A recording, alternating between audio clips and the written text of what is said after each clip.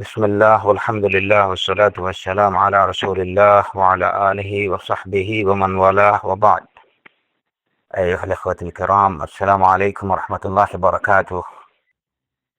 ولله الحمد. আমরা আল্লাহ সুবহানাহু ওয়া তাআলার অনুগ্রহে পুনরায় আবার আমাদের আলোচনাগুলো শুরু করার তৌফিক পেয়েছি। লিল্লাহিল হামদ। আজকের আলোচনা ইমাম বারবাহারি রাহিমাহুল্লাহর শারহুস সুন্নাহ এবং এর শেখ সালেহ আল ফৌজান হাফিজাহুল্লাহ কর্তৃক ব্যাখ্যা গ্রন্থ থেকে। শারহুস সুন্নাহ থেকে আমাদের সর্বশেষ যে আলোচনা হয়েছিল সেটা ছিল আযাবুল কবর সম্পর্কে, এবং আযাবুল কবর সম্পর্কে শেখ সালেহ আল ফৌজান হাফিজাহুল্লাহ যে এক্সপ্লেনেশন যেটুকু ছিল সেটুকু আমরা আমাদের সর্বশেষ আলোচনায় সেটা আলোচনা করেছি, এবং তার মূল টেক্সটগুলোর অনুবাদটাও আমি আপনাদের সামনে ইতিমধ্যে তুলে ধরেছি।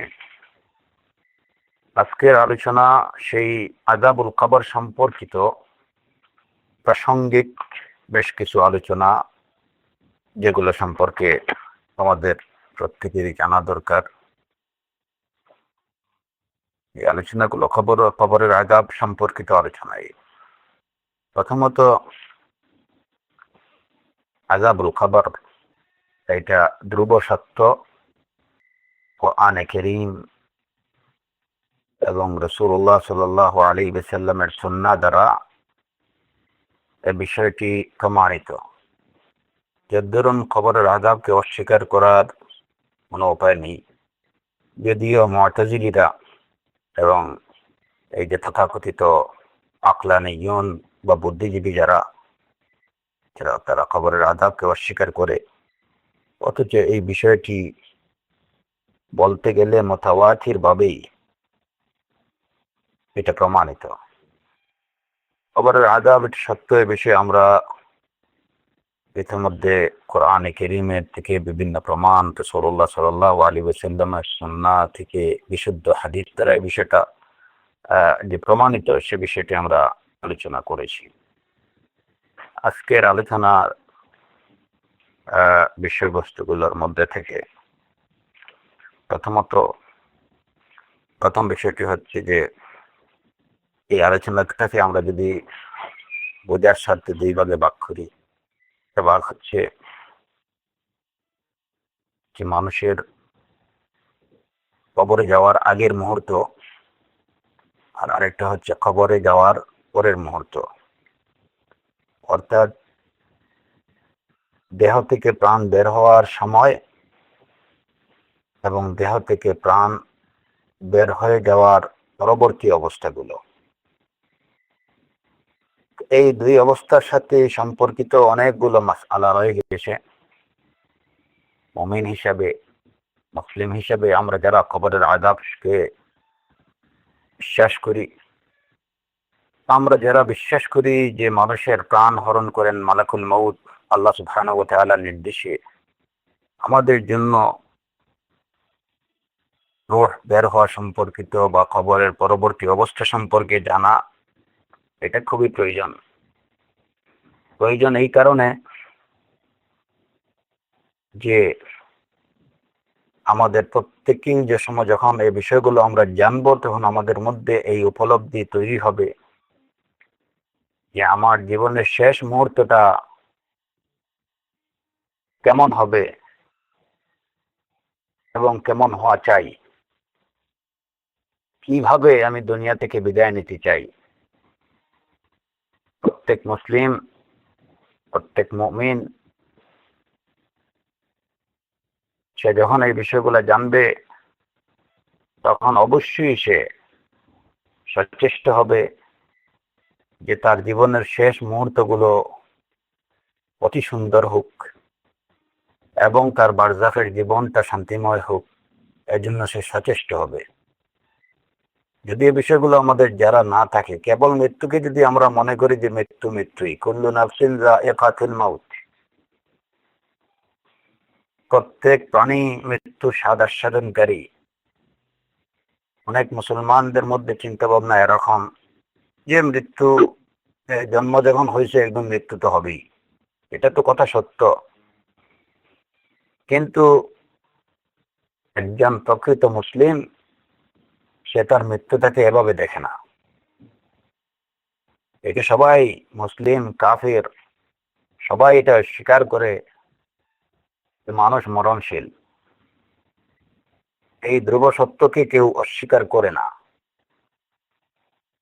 কিন্তু তাদের স্বীকারোক্তি এবং একজন মুসলিম মুমিনের স্বীকারোক্তির মধ্যে তো একটা পার্থক্য থাকা চাই। কাফিররাও অস্বীকার করে না যে সে মরবে না, আর তাদেরকেও যে মৃত্যুবরণ করতে হবে সেটা তারাও স্বীকার করে, এটা তারাও বিশ্বাস করে।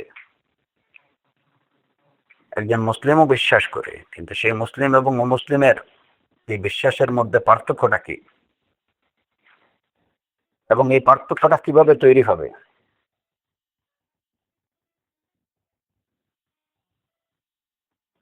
ফলে দাবিদার অনেক মানুষের মধ্যেই, অনেক মানুষই যারা নিজেকে মুসলিম বলে দাবি করে, যে মৃত্যু সম্পর্কিত বিষয়গুলো কি, কেমন হবে, তার কবরের জীবন ওইখানে কি আছে, কিভাবে সেই কবরের জীবনটা সে অতিবাহিত করবে, সেখানে তার জন্য কি অপেক্ষা করছে, তার রূহ কিভাবে বের হবে, রূহ বের হওয়ার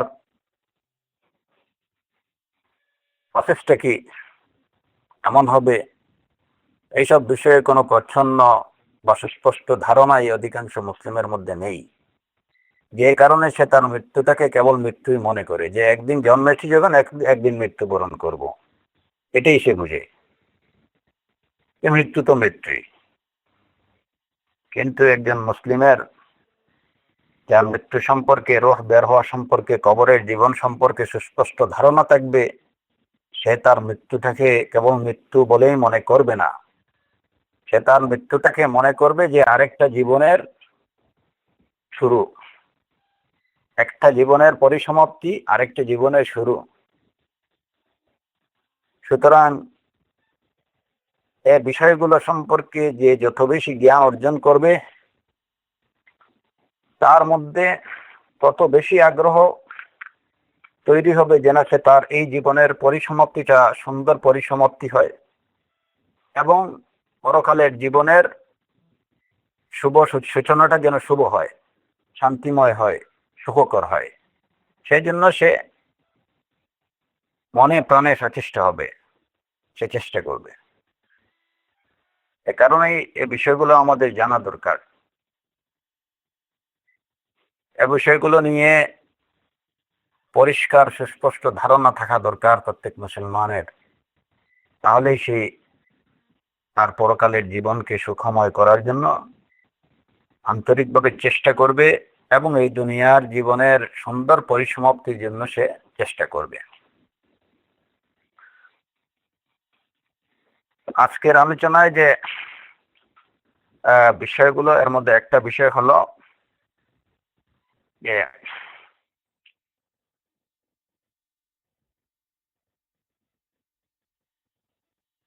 মুমিনের রূহ বা কাফেরের রূহ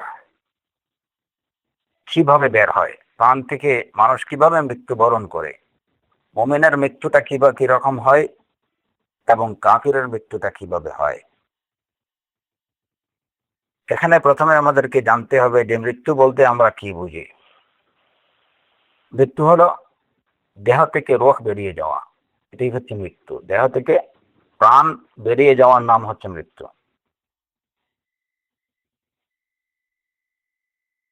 এই প্রাণ যখন দেহ থেকে বেরিয়ে যাবে, তখন সেই বডিটাকে আর জীবন্ত কোনো বডি বা জীবন্ত দেহ বলা হবে না, সেটাকে মৃত দেহ বলা হয়। কারণ ওই দেহের মধ্যে আর রূহ নেই, প্রাণ নেই। তো রূহের বেরিয়ে যাওয়াটাই হচ্ছে একজন মানুষের মৃত্যুবরণ করা। এখানে প্রাসঙ্গিকভাবে আরেকটা বিষয় জেনে নেওয়া দরকার। এই যে প্রাণ হরণ কে বা কারা করেন, এই সম্পর্কে আমরা কোরআনে কারীমের আয়াতগুলো যদি দেখি, তাহলে এই আয়াতগুলো দেখে কারো মনে যেন, যে কেউ যেন মনে না করে যে এই আয়াতগুলোর মধ্যে পারস্পরিক কি আছে, যে এক এক আয়াতে এক এক রকম বলা হয়েছে, মনের মধ্যে যেন এরকম কোনো সংশয় না আসে। কোরআনে কারীমে আল্লাহ আযজা ওয়া জাল্লা বলছেন, আল্লাহু ইয়াতাওয়াফাল আনফুস, আল্লাহ প্রাণ হরণ করেন। আবার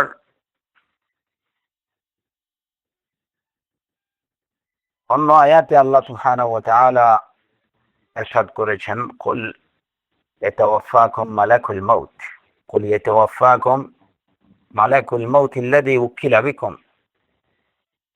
নবী আপনি বলুন, আমাদের প্রাণ হরণের দায়িত্বে নিয়োজিত, প্রাণ হরণে ও তোমাদের প্রাণ হরণের দায়িত্বে নিয়োজিত প্রাণ হরণকারী ফেরেশতাই তোমাদের প্রাণ হরণ করেন। কুল ইয়াতাওয়াফাকুম মালাকুল মাউত আল্লাযী উকিলা বিকুম। এই আয়াতে দেখা গেল যে প্রাণ হরণ করেন মালাকুল মাউত, আর তাকে দায়িত্ব দেওয়া হয়েছে। আবার কোরআনে কারীমের অন্য আয়াতে আল্লাহ আযজা ওয়া জাল ইরশাদ করেছেন, আল্লাযীনা তাতাওয়াফাহুমুল মালাইকাতু তাইয়্যিবিন, আল্লাযীনা তাতাওয়াফাহুমুল মালাইকাতু তাইয়্যিবিন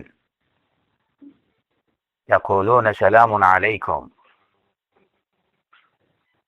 যাদের প্রাণ হরণ করবেন ফেরেশতারা, মালাইকারা, এমত অবস্থা হবে যে তারা পবিত্র, অর্থাৎ যাদেরকে পবিত্র অবস্থায় মালাইকারা যাদের প্রাণ হরণ করবেন। এই আয়াত থেকে বোঝা যায় যে প্রাণ হরণ করবেন অনেকজন ফেরেশতা, একজন ফেরেশতা না। তাহলে এক আয়াত থেকে জানা গেল যে প্রাণ হরণ করবেন আল্লাহু ইয়াতাওয়াফাল আনফুসা হিনা মাউতিহা।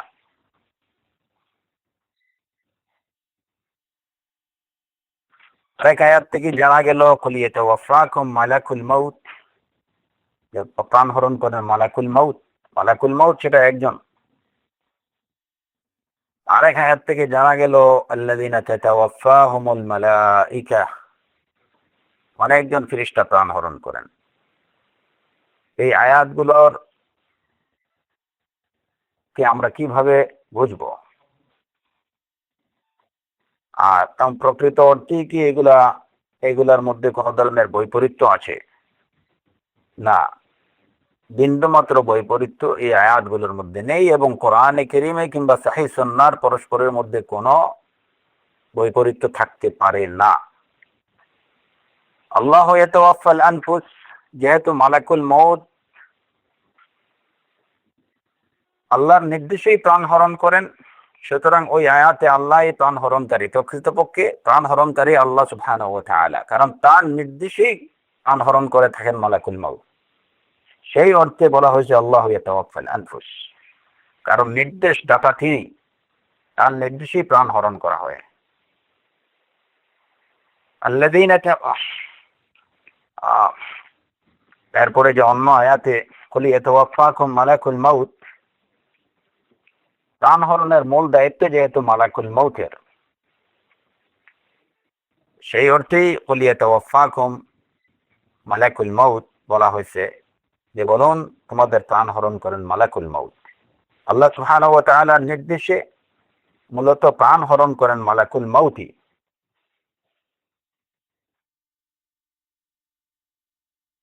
আর অন্য আয়াতে তাতাওয়াফাহুম আল্লাযীনা তাতাওয়াফাহুমুল মালাইকাতু তাইয়্যিবিন, এখানে অনেকজন ফেরেশতা প্রাণ হরণ করেন। এই যে কথাটা বলা হয়েছে সেটা এই কারণে যে প্রাণ হরণের সময়ের যে প্রসেসটা, এই প্রসেসে অনেকজন ফেরেশতার সংশ্লিষ্টতা থাকে, সম্পৃক্ততা থাকে। মালাকুল মউতের কাজ হচ্ছে কেবল প্রাণটা হরণ করা, কিন্তু এই প্রাণ হরণের যে প্রসেসটা, সেই প্রসেসটার আগে পিছে অনেকজন ফেরেশতা মালায়েকা তার সহযোগী হয়ে থাকেন। প্রাণ হরণের আগেই কিছু ফেরেশতা এসে তার চোখের শেষ সীমানায় বসে থাকেন। এই যে মরণশীল ব্যক্তির, যা মৃত্যুসজ্জায় উপনীত ব্যক্তির, এবং তার প্রাণ হরণ করার সাথে সাথে সেই প্রাণ নিয়ে আকাশের দিকে যাওয়ার জন্য আরো কিছু মালায়েকা প্রস্তুত থাকেন। সুতরাং এই টোটাল কার্যক্রমে যেহেতু অনেকজন ফেরেশতার সংশ্লিষ্টতা আছে, সেই হিসাবে বলা হয়েছে আল্লাযীনা তাতাওয়াফাহুমুল মালাইকাতু তাইয়্যিবিন, তাতাওয়াফাহুমুল মালাইকাতু তাইয়্যিবিন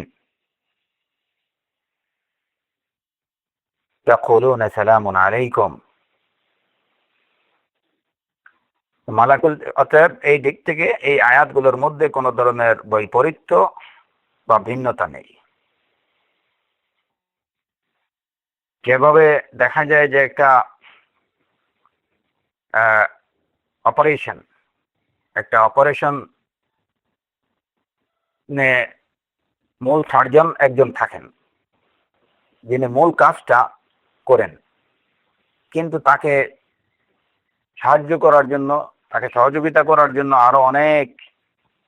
আরো কয়েকজন ডাক্তার, অ্যাসিস্ট্যান্ট এখানে উপস্থিত থাকেন। এই সবাই মিলেই একটা অপারেশন কার্যক্রম পরিচালনা করা হয়। এই অপারেশনে কারা ছিলেন, আমরা ওভাবেই বিষয়টাকে বুঝি। অপারেশনে কারা ছিলেন, এই অপারেশনে অমুক অমুক ছিলেন। তো প্রাণ হরণের মূল কাজটা চিফ সার্জন মালাকুল মাউত, কিন্তু তার সহযোগী আরো অন্যান্য ফেরেশতারা আগের এবং পেছনের প্রসেসগুলোতে তারা উপস্থিত থাকেন এবং এটা তারা সম্পাদন করেন। সেই হিসাবে বলা হচ্ছে আল্লাযীনা তাতাওয়াফাহুমুল মালাইকাতু তাইয়্যিবিন।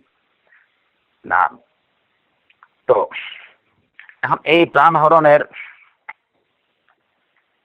কাজটা কিভাবে সম্পাদিত হয়, মানুষের দেহ থেকে রূহটা যখন বেরিয়ে যায় তখন কিভাবে তা বের হয় বা কিভাবে প্রাণ হরণ করা হয়,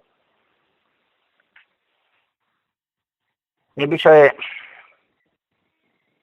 আবু হুরায়রা রাদিয়াল্লাহু আনহু এই বিষয়ে অনেকগুলো হাদিস বর্ণিত আছে, বিশুদ্ধ হাদিস।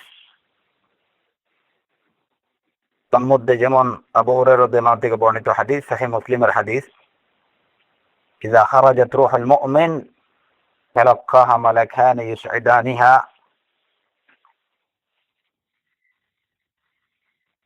এটা হচ্ছে যে যখন মুমিনের রূহ বেরিয়ে যায়,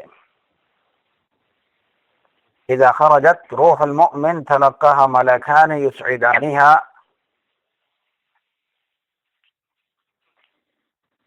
قال حماد فذكر من طيب ريحها وذكر المسك. قال ويقول أهل السماء روح طيبة جاءت من قبل الأرض صلى الله عليك وعلى جسد كنت تعمرينه، فينطلق به إلى ربه عز وجل ثم يقول انطلقوا به إلى آخر الأجل.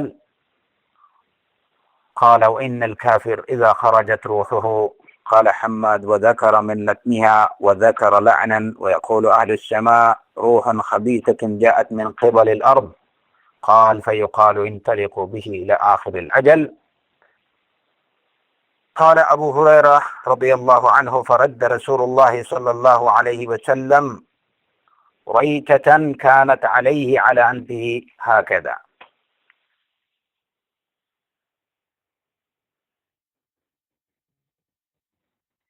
যে মুমিনের রূহ যখন বেরিয়ে যায় তখন দুইজন মালায়েকা সেটাকে নিয়ে উপরে উঠতে থাকেন।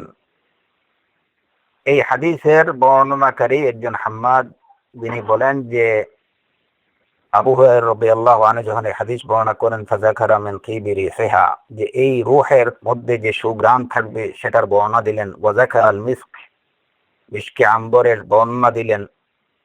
এরপরে বলেন ফায়াকুলু আহলুস সামা,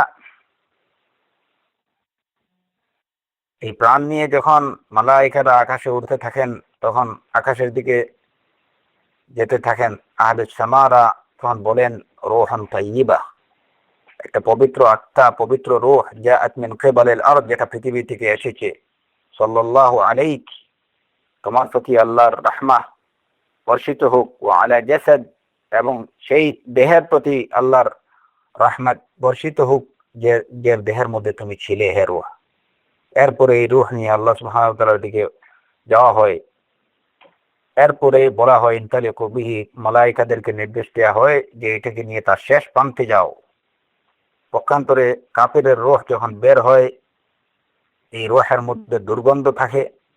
এটা নিয়ে যখন আকাশের দিকে যাওয়া হয়, তখন আহলে সামা বা আকাশবাসীরা বলতে থাকেন রূহান খাবিসা, অত্যন্ত ঘৃণিত নিকৃষ্ট একটা রূহ, যা আতমিন কিবালিল আরদ, যেটা পৃথিবী থেকে এসেছে। এবং বলা হয়, নির্দেশ দেওয়া হয় ইনতালিকু বিহি ইলা আখিরিল আজাল, সেই আখিরুল আজাল, আখিরুল আজাল বলতে সেটা হচ্ছে সিজ্জিন। আর মুমিনের ক্ষেত্রে যখন বলা হয় ইনতালিকু বিহি ইলা আখিরিল আজাল, সেটা হচ্ছে ইল্লিন। তো ওই কাফিরের রূহ নিয়ে যারা যাবেন তাদেরকে বলা হয় ইনতালিকু বিহি ইলা আখিরিল আজাল, এটাকে নিয়ে সিজ্জিনে যাও। তো আবু হুরায়রা রাদিয়াল্লাহু আনহু এই হাদিসের বর্ণনাকারী বলেন যে যখন রাসূলুল্লাহ সাল্লাল্লাহু আলাইহি ওয়াসাল্লাম যখন এই কথাগুলো বললেন, ফারাদ্দা রাসূলুল্লাহ সাল্লাল্লাহু আলাইহি ওয়াসাল্লাম রাইতাতান কানাত আলাইহি, তখন তিনি একটা হালকা কাপড় দিয়ে তার নাকের উপর ঝেড়ে নিলেন। ওই দুর্গন্ধ, যে কাফিরের রূহ থেকে যে দুর্গন্ধ বের হবে, ওই সেটা বোঝানোর জন্য তিনি একটা হালকা কাপড় দিয়ে তার নাকটা ঝেড়ে নিলেন, নাকের উপরে একটা হালকা পানি দিলেন। তো এই হচ্ছে যখন কাফিরের রূহ এবং মুমিনের রূহ যখন তার দেহ থেকে বের হয়ে যাবে, এইটা নিয়ে যখন মালায়েকারা আকাশের দিকে যেতে থাকবেন, তখন তার এই অবস্থা হবে। মুমিনের রূহ অবস্থান নেবে এল্লিনে, এবং কাফিরের রূহের গন্তব্য হবে সিজ্জিনে।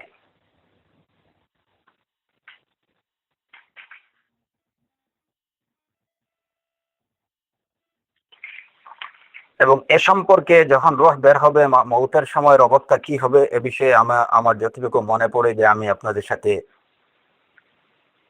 এর আগে সর্বশেষ আলোচনা যেটা হয়েছিল সেখানে যথেষ্ট আলোচনা করছি।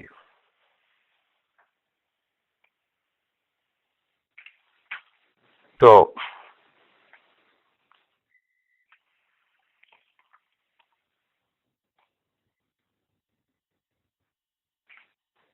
মোমেনের রূহ মূল, যেটা সংক্ষিপ্তভাবে যদি আমরা বিষয়গুলো জানি, তাহলে কথা হলো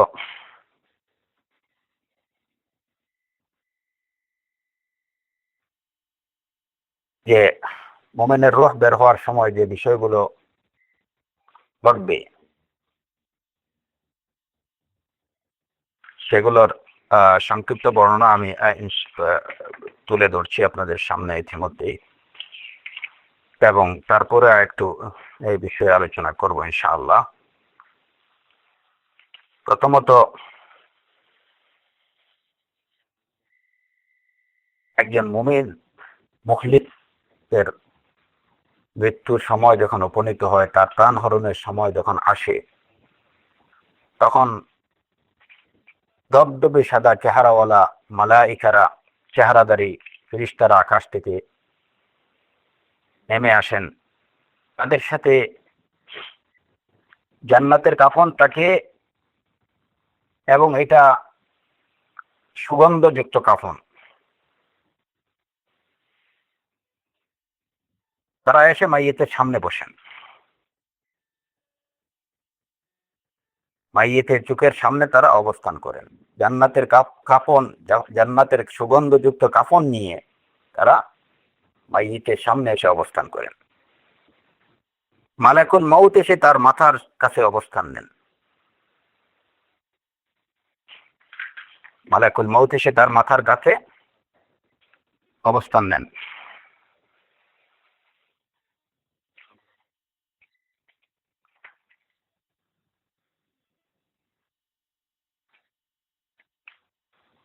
তার রূহটা এমন ভাবে তার দেহ থেকে বের হয় যেভাবে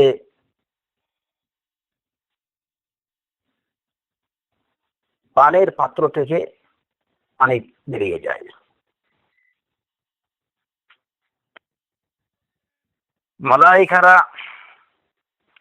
তার জন্য রহমতের দোয়া করতে থাকেন। তার জন্য আকাশের দরজাগুলো খুলে দেয়া হয় এবং প্রতিটি আকাশেই মালাইকারা তার রূহকে অভ্যর্থনা জানিয়ে থাকেন। তার রূহ থেকে সুগন্ধ বের হতে থাকে।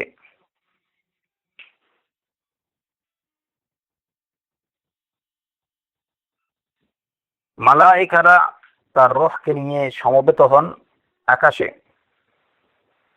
এবং তাকে অভিবাদন জানান, তাকে তার সবচেয়ে সুন্দর নাম ধরে ডাকেন।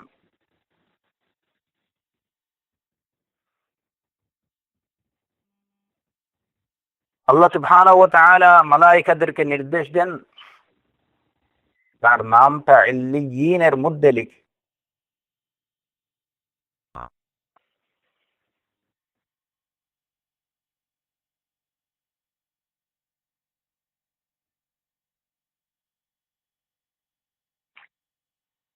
এরপরের যে বিষয়গুলো, সে বিষয়গুলো হচ্ছে তার কবরে যাওয়ার পরে তাকে যেগুলো কবরে সংগঠিত হবে।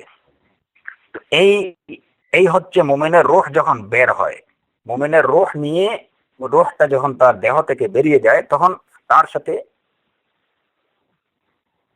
এই আচরণগুলো করা হয় রূহ বেরিয়ে যাওয়ার সময় থেকে নিয়ে বেরিয়ে যাওয়া পর্যন্ত। প্রথমত, রূহ যখন একজন মানুষের, একজন মুমিন মুখলিস মুমিনের, সত্যিকার মুমিনের রূহ বা মৃত্যুর সময় যখন উপনীত হয়, আকাশ থেকে সাদা দবদবে চেহারাদারী মালাইকারা অবতীর্ণ হন। তাদের সাথে জান্নাতের কাফন থাকে, সুগন্ধিযুক্ত কাফন থাকে। তারা এসে তার চোখের সামনে অবস্থান নেন। দ্বিতীয় হচ্ছে মালাকুল মউত এসে তার শিয়রে অবস্থান করেন এবং তাকে বলেন, আইয়াতুহান নাফসুল মুতমাইন্নাহ ইরজিই ইলা রাব্বিকি রাদিয়াতাম মারদিয়াহ। হে প্রশান্ত আত্মা, ইরজিই ইলা রাব্বিকি রাদিয়াতাম মারদিয়াহ, তুমি তোমার রবের কাছে ফিরে যাও সন্তুষ্ট চিত্তে, সন্তুষ্ট হয়ে।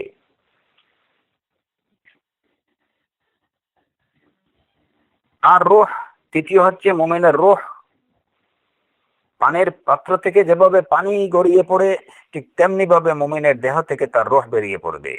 অত্যন্ত আরামের সাথে তার রূহ পান বের হবে। চতুর্থ হচ্ছে মালাইকারা এই রূহের জন্য রহমতের দোয়া করবেন। পঞ্চম হচ্ছে তার জন্য আকাশের দরজাগুলো খুলে দেয়া হবে।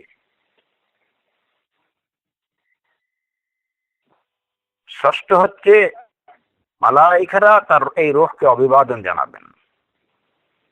সপ্তম হচ্ছে এই রূহ থেকে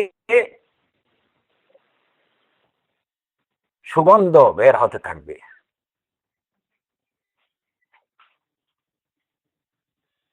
অষ্টম হচ্ছে মালাইকারা আকাশে এই রূহকে নিয়ে জড়ো হবেন এবং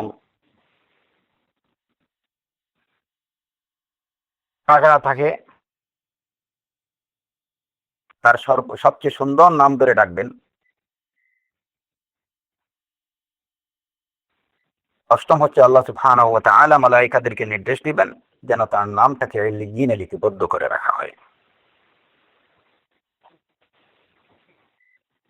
কাফিরের রূহ যখন বের হবে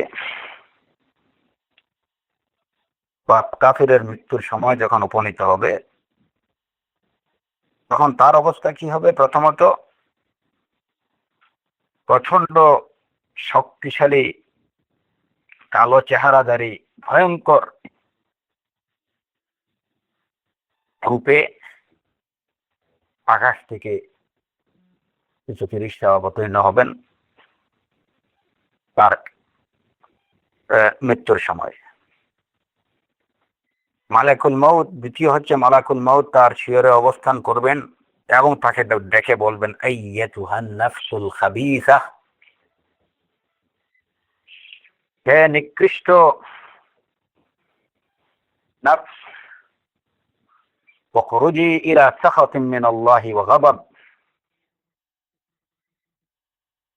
আল্লাহর ঘৃণা আর আল্লাহর ক্রোধের দিকে বেরিয়ে যাও।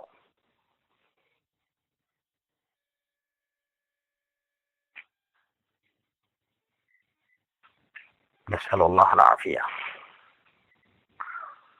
তৃতীয় হচ্ছে মালায়েকারা অভিসম্পাত করবেন, এই রূহের প্রতি অভিসম্পাত করবেন। পঞ্চম হচ্ছে এই রূহের জন্য আকাশের দরজা বন্ধ করে দেয়া হবে। ষষ্ঠ হচ্ছে এই রূহ থেকে অত্যন্ত এই যে বাজে একটা প্রচন্ড দুর্গন্ধ বের হবে।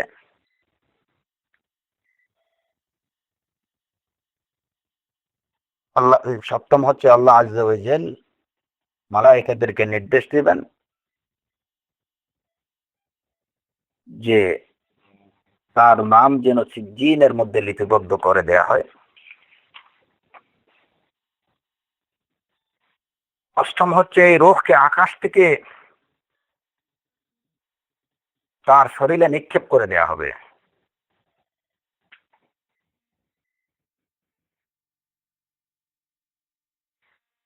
এই হচ্ছে যখন একজন কাফিরের রূহ, আল্লাহকে অবিশ্বাসকারী, আল্লাহকে অস্বীকারী রূহ যখন বের হবে, সে যখন মৃত্যুবরণ করবে, এই হবে তার অবস্থা। এবং এই প্রত্যেকটা বিষয় বিশুদ্ধ হাদিস দ্বারা প্রমাণিত। এর মধ্যে অনেকগুলো হাদিস, আমি ওই যে এর আগে যে আলোচনা আপনাদের সাথে হয়েছে সেই আলোচনায় আমি অনেকগুলো হাদিস আশা করি উল্লেখ করেছি।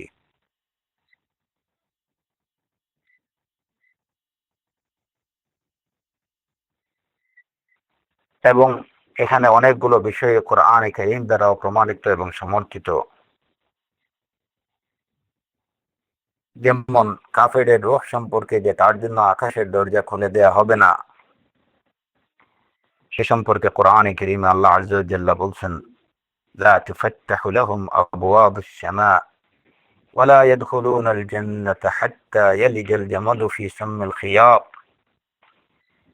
তাদের জন্য আকাশের দরজাগুলো খুলে দেয়া হবে না, ওয়ালা ইয়াদখুলুনাল জান্নাহ, তারা জান্নাতে প্রবেশ করবে না, হাত্তা ইয়ালিজাল জামালু ফি সাম্মিল খিয়াত, সুয়ের ছিদ্র দিয়ে যতক্ষণ না উট ডুববে ততক্ষণ পর্যন্ত তারা জান্নাতে প্রবেশ করবে না। তো সুয়ের সুর দিয়ে ছিদ্র দিয়ে উট ঢোকা যেভাবে অসম্ভব, তেমনিভাবে তাদের জান্নাতে যাওয়াটা অসম্ভব।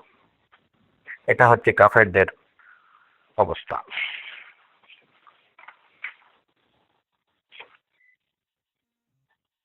এর জন্য কাফেরের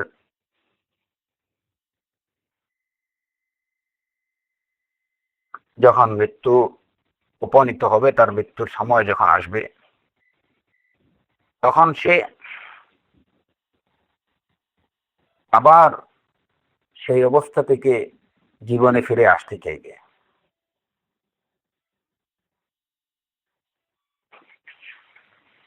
কারণ তখন এই বিষয়গুলার সুনিশ্চিত জ্ঞান সে অর্জন করবে, যে বিষয়টাকে সারা জীবন সে অস্বীকার করেছে।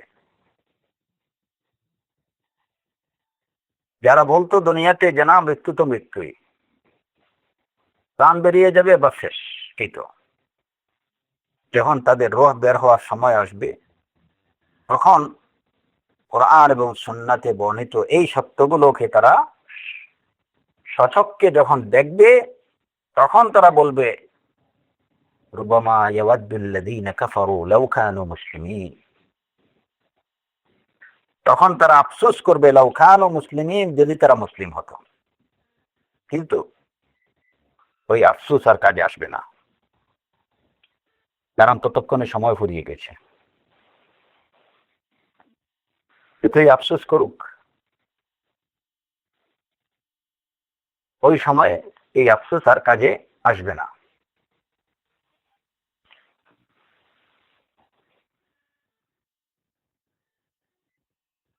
যত বড় নাস্তিক হোক, ইহুদি খ্রিস্টান যারাই হোক, যারা সারা জীবন আল্লাহকে অস্বীকার করেছে, কোরআনে কারীমের আয়াতগুলোকে অস্বীকার করেছে, যারা রাসূলুল্লাহ সাল্লাল্লাহু আলাইহি ওয়াসাল্লামের সুন্নাহকে অস্বীকার করেছে, মিথ্যা সাব্যস্ত করেছে, কোরআন এবং সুন্নাহ সম্পর্কে যারা মিথ্যারোপ করেছে, এরা সবাই যখন তার মৃত্যুর সময় আসবে, তার প্রাণ হরণের সময় যখন আসবে, মালাকুল মউতকে সে যখন দেখতে পারবে, তখন সে বলবে লাউ কানু মুসলিমিন, যদি মুসলিম হতাম, মুসলমানদের অন্তর্ভুক্ত হতাম। কোরআনে কারীমে সূরাতুল মুমিনিন এর সেটা আরো স্পষ্টভাবে আল্লাহ আযজা ওয়া জাল জানিয়ে দিয়েছেন, হাত্তা ইযা জাআ আহাদাহুমুল মাউত ক্বালা রাব্বিরজিউন লাআল্লি আ'মালু সালিহান ফীমা তারাক কাল্লা কাল্লা ইন্নাহা কালিমাতুন হুয়া কাইলুহা ওয়া মিন ওয়ারাইহিম বারযাখুন ইলা ইয়াউমি ইউবআসুন। যখন তাদের কোন একজনের কাছে, যখন তাদের কারো কাছে মৃত্যু আসে, ক্বালা রাব্বিরজিউন, তখন বলে রাব্বিরজিউন, হে আমার রব আমাকে ফিরিয়ে দাও, লাআল্লি আ'মালু সালিহা, তাকে আমি যে কাজগুলো, যে সৎকর্মগুলো করিনি আমি সেই সৎকর্মগুলো করব, আমাকে ফিরিয়ে দাও, লাআল্লি আ'মালু সালিহান ফীমা তারাকত। আল্লাহ, এটা কখনো, আল্লাহ আযজা ওয়া জাল্লা বলছেন এটা কখনো হবে না। ইন্নাহা কালিমাতুন ওয়া কাইলুহা, এটা একটা কথার কথা সে বলবে। আর ওয়া মিন ওয়ারাইহিম বারযাখুন ইলা ইয়াউমি ইউবআসুন, পুনরুত্থানের দিবস পর্যন্ত তার পিছনে রয়ে গেছে, তার সামনে কি আছে? বারযাখ, বারযাখের জীবন রয়ে গেছে। এই মৃত্যুর সময় সে বলবে রাব্বিরজিউন লাআল্লি আ'মালু সালিহান ফীমা তারাক।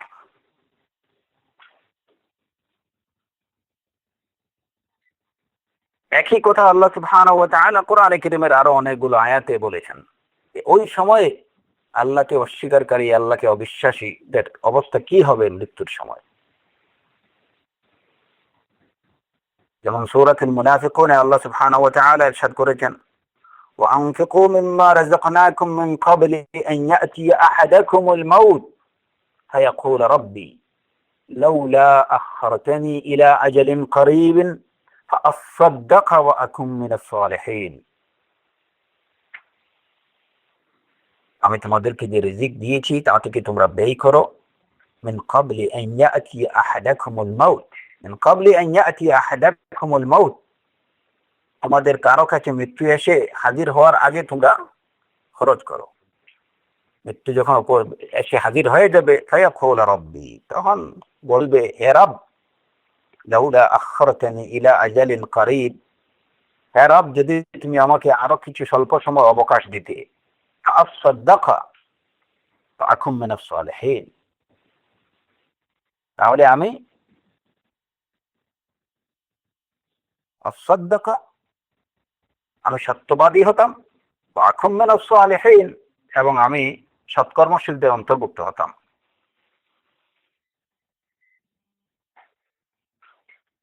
অন্য আয়াতে আল্লাহ আযজা ওয়া জাল্লা বলছেন, ওয়া আনযিরিন নাস ইয়াওমা ইয়াতিহিমুল আযাব ফায়াকুলুল লাযীনা যালামু রাব্বানা আখিরনা ইলা আজালিন করিব নুজিব দাওয়াতাক ওয়া নাত্তাবি'ুর রুসুল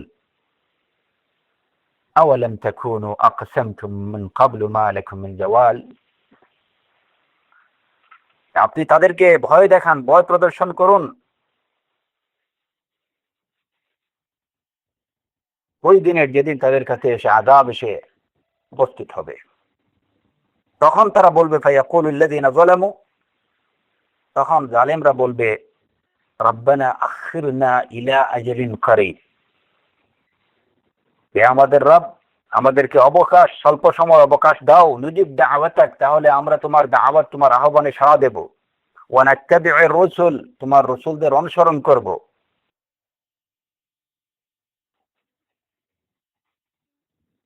আল্লাহ আযজা ওয়া জাল তাদেরকে উদ্দেশ্য করে বলেন, আওয়ালাম তাকুনু আকসামতুম মিন ক্বাবল মা লাকুম মিন জাওয়াল, এই তোমরা কি এর আগে কসম করে বলোনি মা লাকুম মিন জাওয়াল, যে তোমরা ধ্বংস হবে না, তোমাদের কোনো শেষ নেই। মা লাকুম মিন জাওয়াল, এটা কি তোমরা বলোনি? তাহলে আপনি কেন এটুকু বলছো রব্বানা আখিরনা ইলা আজালিন করিব নুজিব দাওয়াতাক ওয়া নাত্তাবিউর রাসূল? এই কথাগুলো কারা বলবে? ফায়াকুলুল লাযিনা যালামু, যারা জুলুম করছে, জালেমরা বলবে। এই জালেমের মধ্যে কাফের, মুশরিক, নাস্তিক সবাই এর মধ্যে কি অন্তর্ভুক্ত। সবাই যখন তাদের আযাবের মুখোমুখি হয়ে যাবে তখন বলবে রব্বানা আখিরনা ইলা আজালিন করিব নুজিব দাওয়াতাক ওয়া নাত্তাবিউর রাসূল। এমনি ভাবে এই কথাগুলো মুমিনদের মধ্যে যারা নাফরমান, গুনাহগার, ফাসিক, তারাও এই আফসোস করবে এবং আল্লাহ সুবহানাহু ওয়া তাআলার কাছে অবকাশ চাইবে।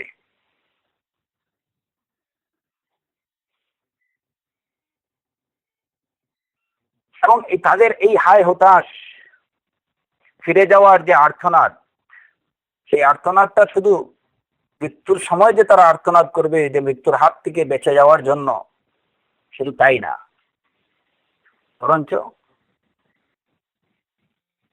কিয়ামতের দিনও তারা এই আর্তনাদ জানাবে।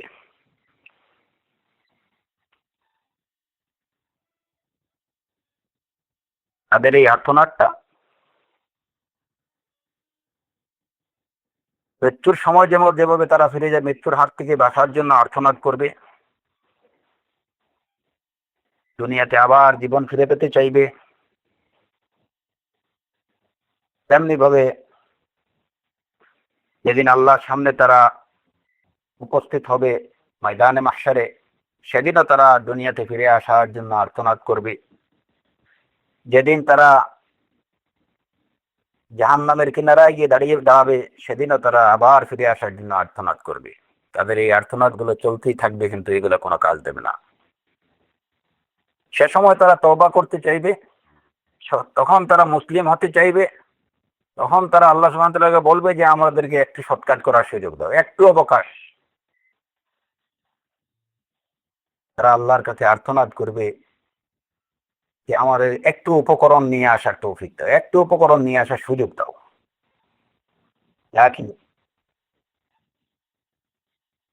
তাদের এই আর্তনাদ কেবল আর্তনাদই থাকবে, এটা কখন পুরা হবে না, কারণ সময় শেষ হয়ে গেছে।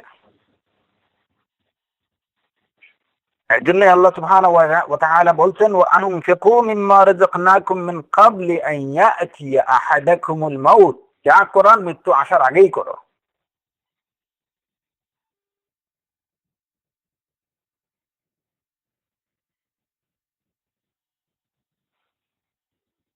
সূরাতুস সাজদার আয়াত, সেখানে আল্লাহ আযজা ওয়া জাল বলেছেন, ওয়ালাউ তারা ইযিল মুজরিমুনা নাকিসু রুউসিহিম ইনদা রাব্বিহিম রব্বানা আবসারনা ওয়া সামি'না ফারজি'না না'মাল সালিহা ইন্না মুকিনুন। তখন বলবে। এই আয়াতে আল্লাহ সুবহানাহু ওয়া তাআলা বলছেন, আপনি যদি দেখেন যখন মুজরিমরা, অপরাধীরা নাকিসু রুউসিহিম ইনদা রাব্বিহিম, তাদের রবের সামনে মাথা নত করে থাকবে, তারা বলবে রব্বানা আবসারনা, হে আমাদের পালনকর্তা, আমরা দেখছি, ওয়া সামি'না, আমরা শুনেছি, ফারজি'না, এবার আমাদেরকে একটু ফিরিয়ে দাও, না আমাল সালিহা, আমরা সৎকর্ম করব, ইন্না মুকিনুন, এখন আমরা দৃঢ় বিশ্বাসী। এবার তাদের আইনুল ইয়াকিন, হাক্কুল ইয়াকিন সবই হয়ে গেছে, এবার বলতেছে ইন্না মুকিনুন। কিন্তু এর আগে তারা কি বলছে? আল্লাহ সুবহানাহু ওয়া তাআলা সেই কথা স্মরণ করে দিয়ে তাদেরকে বলছেন, আওয়ালাম তাকুনু আকসামতুম মিন ক্বাবল মা লাকুম মিন জাওয়াল, এর আগে কি তোমরা এই তোমরা কি কসম করে বলো নি যে তোমাদের কোনো শেষ নেই, তোমরা নিঃশেষ হবে না? কি ধাপট, কি অহংকার, কি দম্ভ করে বেরিয়েছো দুনিয়াতে। তোমাদের অবস্থা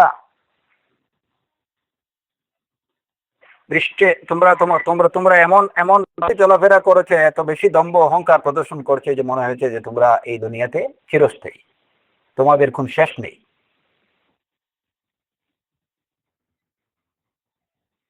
তাহলে আজকে কেন সেই হায় হতাশ করবে?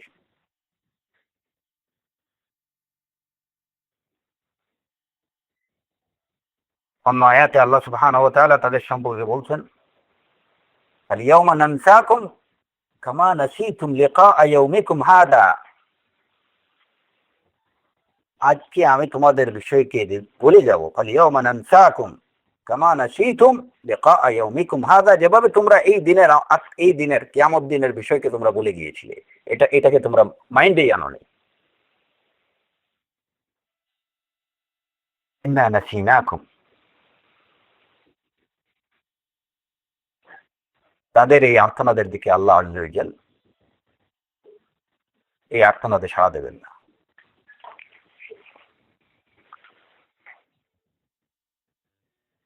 সেটা ময়দানে মাহশারে তাদের এই আর্তনাদ। ওয়ালাউ তারা ইযিল মুজরিমুনা নাকিসু রুউসিহিম ইনদা রাব্বিহিম, মাথা নত করে তাদের রবের সামনে তারা বলবে, রব্বানা আবসারনা ওয়া সামি'না ফারজি'না না'মাল সালিহান ইন্না মুকিনুন। এবার আমরা দৃঢ় বিশ্বাসী, আমরা দেখে ফেলেছি, আমরা শুনেছি, সবকিছু এখন আমাদের আইল ইয়াকিন, হাক্কুল ইয়াকিন সবই হয়ে গেছে। ইন্না মুকিনুন, কিন্তু এখন আর মুকিন ইয়াকিনদার হলে এই ইয়াকিনে কাজ দেবে না।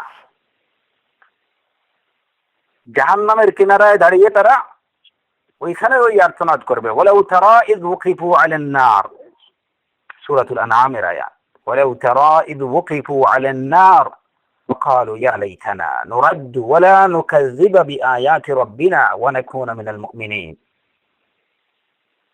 আপনি যদি তাদের দেখেন যখন তারা জাহান্নামের উপরে দাঁড়িয়ে থাকবে, অবস্থান করবে, فقالوا يا ليتنا, হায় আমাদের সর্বনাশ, নুরাদ্দু, যদি আমাদেরকে ফিরিয়ে দেয়া হতো, ওয়ালা নুকাযযিবা বিআয়াতি রাব্বিনা, তাহলে আমাদের রবের আয়াতগুলোকে আমরা অস্বীকার করতাম না, ওয়া নাকুনা মিনাল মুমিনিন, এবং আমরা মুমিনদের বিশ্বাসীদের অন্তর্ভুক্ত হতাম।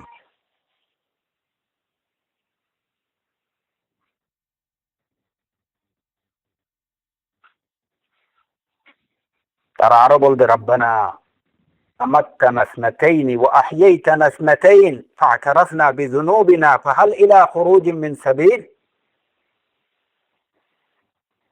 তারা বলবে, রব্বানা আমাত্তানা ইসনাতাইন, হে রব তুমি আমাদেরকে দুইবার মৃত্যু দিয়েছো এবং দুইবার তুমি আমাদেরকে জীবন দিয়েছো, ফা'তারাফনা বিযুনুবিনা, এসব কিছু দেখে শুনে এবার আমরা কি করছি, আমরা আমাদের পাপের কথাগুলো স্বীকার করে নিচ্ছি।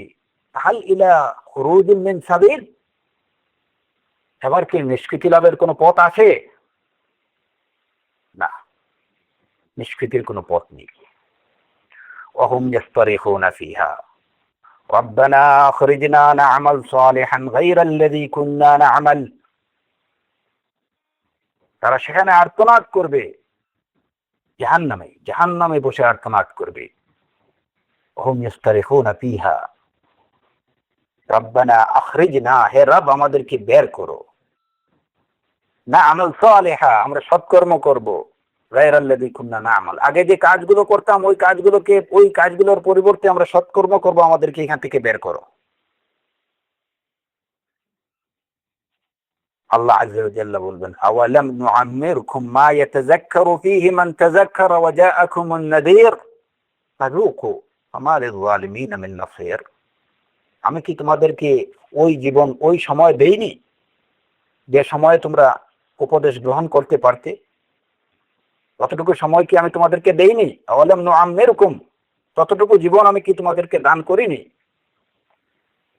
যে সময়ে নিজেদেরকে সংশোধন করে নিতে পারতে, তোমরা উপদেশ গ্রহণ করতে পারতে। মা ইয়াতাযাক্কারু ফীহি মান তাযাক্কার ওয়া জাআকুমুন নাযীর, কি তোমাদের কাছে কি কোনো ভীতি প্রদর্শনকারী আসেনি?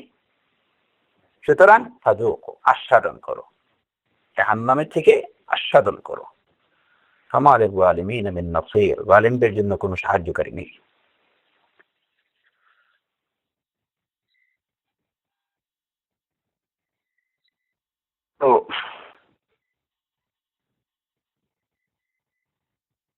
এই হলো রূহ বের হওয়ার সময় মুমিন এবং কাফেরদের অবস্থা, এবং রূহ বের হওয়ার পরে কাফেররা আল্লাহ সুবহানাহু ওয়া তাআলার কাছে যেসব আর্তনাদ জানাবে, তখন তারা সবাই মুমিন হতে চাইবে। কিন্তু এর আগে যখন তাদের সময় ছিল, তাদের কাছে সুযোগ ছিল, তখন তারা সেই মুমিনদের সাথেই ঠাট্টা মশকরা করছে, ইমানদারদের সাথে ঠাট্টা মশকরা করছে।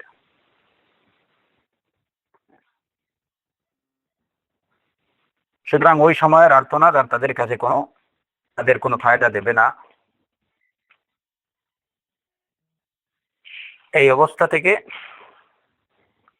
এখানে একটা বিষয় হলো যে এই যে মুমিনের রূহ এবং কাফিরের রূহ বের হওয়ার সময় যে অবস্থা হবে, এই অবস্থার বর্ণনা দিলাম। এখানে একটা প্রশ্ন আছে যে মুমিনদের মধ্যে যারা মুজনিব, মুজরিম, মুখতি, প্রসাদ, ফাসিক, ফাজির যারা, তাদের অবস্থা কি হবে?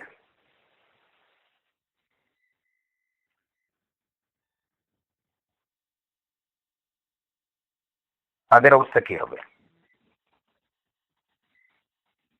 এই বিষয়টা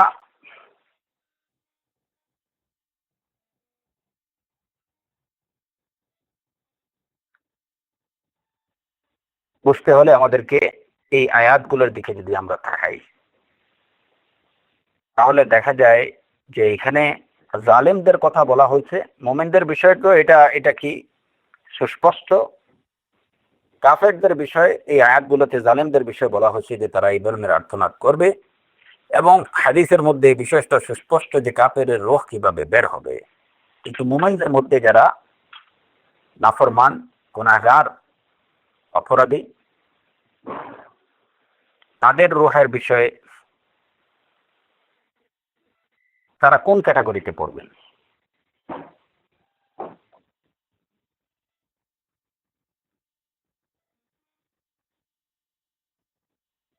কোরআন এবং সুন্নাহ থেকে দলিলগুলোকে সামনে রেখে উলামায়ে কেরামরা এই সম্পর্কে যে কথাটা বলছেন, তার সারমর্ম হচ্ছে যে যে যত বড় নাফরমান মুমিন, একজন লোক যদি মুমিন হয়, মুসলিম হয়ে থাকে, কিন্তু সে যদি গুনাহগার হয়ে থাকে, তাহলে তার গুনাহের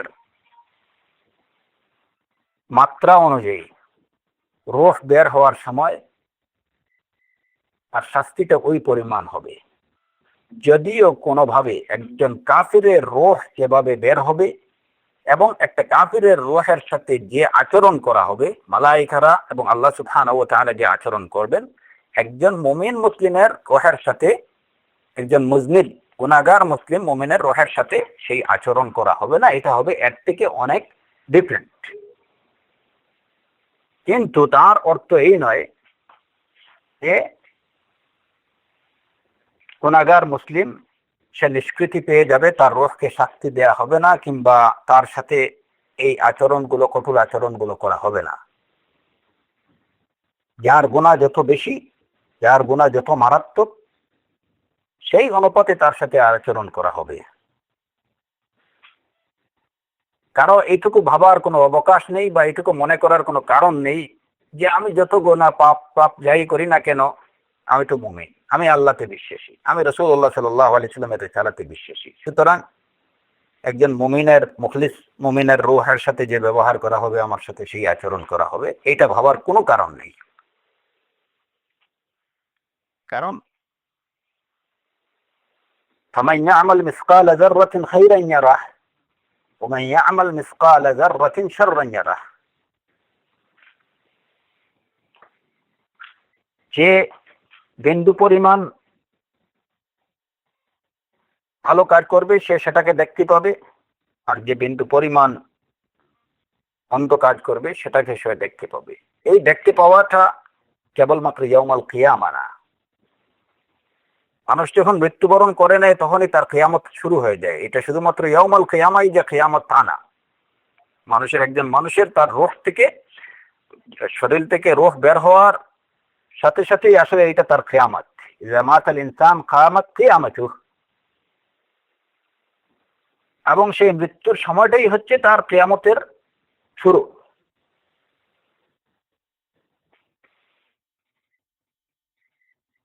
সুতরাং ওই সময় থেকেই সে তার ভালো কর্মগুলোকে কিংবা মন্দ কর্মগুলোকে দেখতে পাবে। যদিও একজন লোক মুমিন হয়ে থাকে, আল্লাহতে বিশ্বাসী, রসুল সাল্লাল্লাহু আলাইহি ওয়াসাল্লামের রিসালাতে বিশ্বাসী হয়ে থাকে, কিন্তু সে তার পাপের জন্য, তার অপরাধের জন্য, তার নাফরমানের জন্য তার রূহের সাথে ওইভাবে আচরণ করা হবে। এটা তার রূহ বের হওয়ার সময় এবং তার কবরেও তার সাথে সেরূপ আচরণ করা হবে। রূহ বের হওয়ার সময় মানুষের প্রকার হচ্ছে 3 প্রকার: মুমিন, মুখলিস, কাফির এবং মুনাফিক। এই দুইটাই একই ক্যাটাগরির, যদিও মুনাফিকরা ইন্নাল মুনাফিকিনা ফি দারকিল আসফালি মিনান নার। আর তৃতীয় হচ্ছে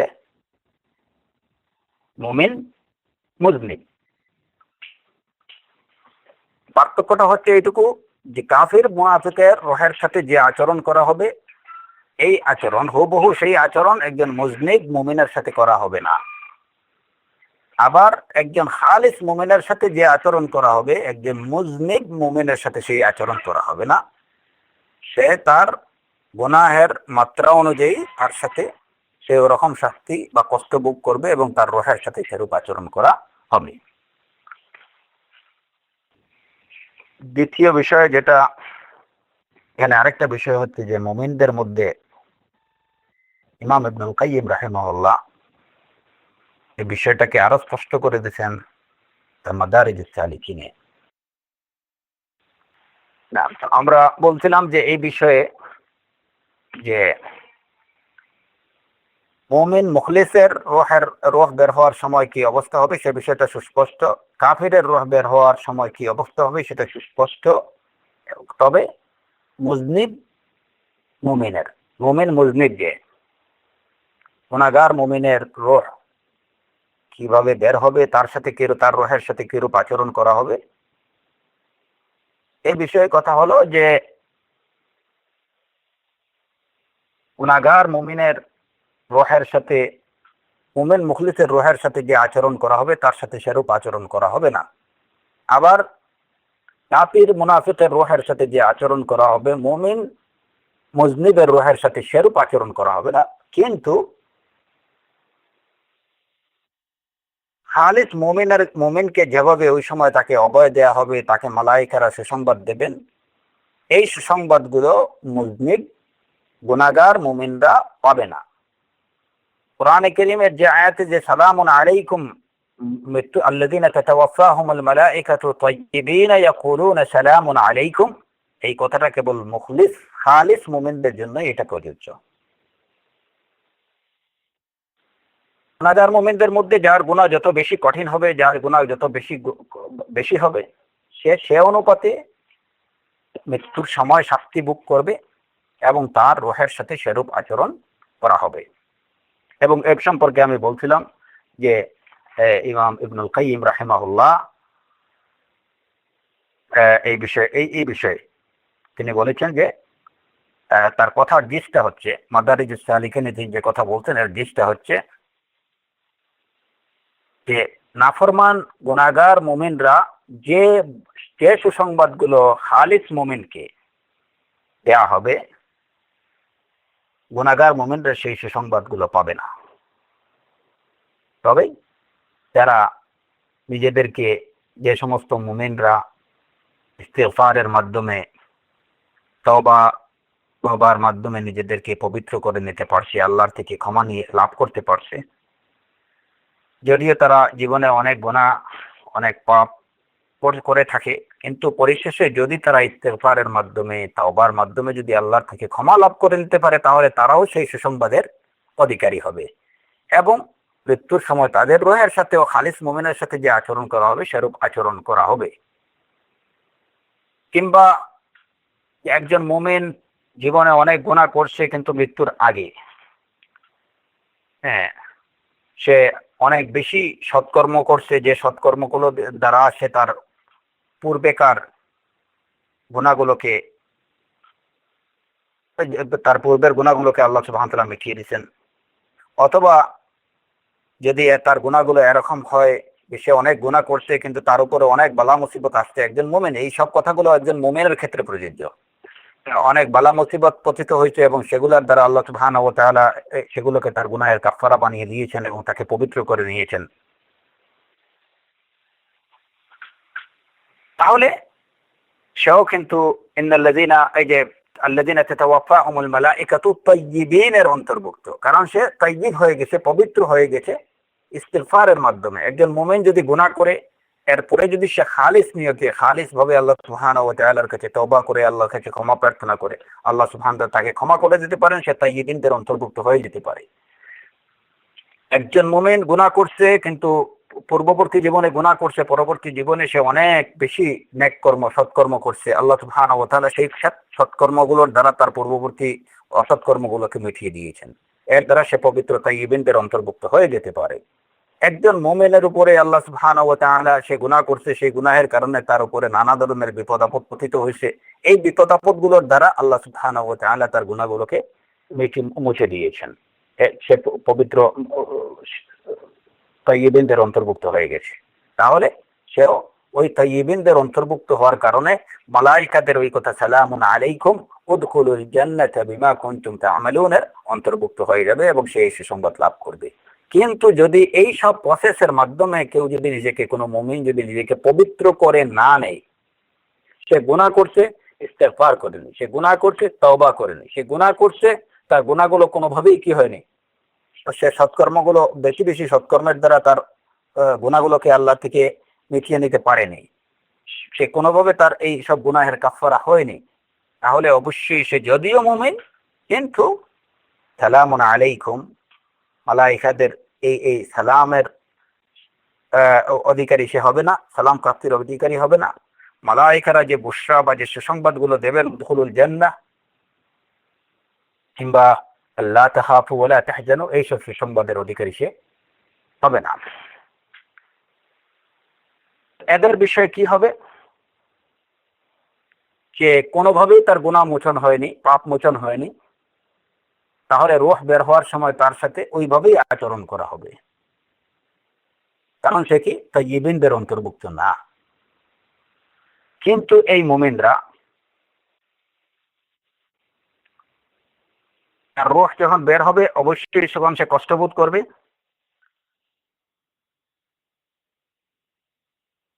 এই অবস্থায় তাকে যখন দাফন করা হবে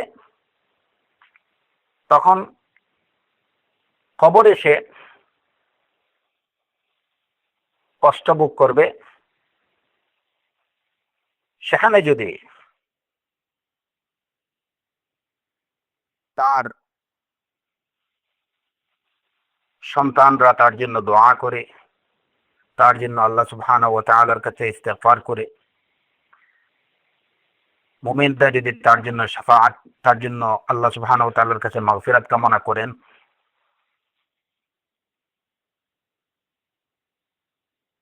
তাহলে কবরে যাওয়ার পরেও তার আল্লাহর পক্ষ থেকে ক্ষমা প্রাপ্তির একটা সুযোগ আছে। একজন মুমিনের ক্ষমা প্রাপ্তির সুযোগ আছে।